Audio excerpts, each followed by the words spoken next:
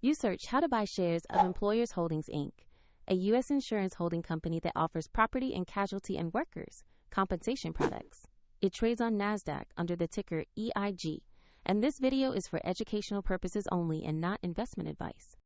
To buy EIG, you need a brokerage account, and we'll use eToro as an example to demonstrate the process.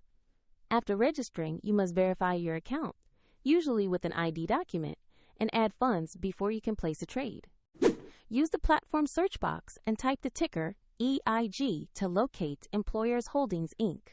Select the result that shows the NASDAQ listing to ensure it is the correct stock.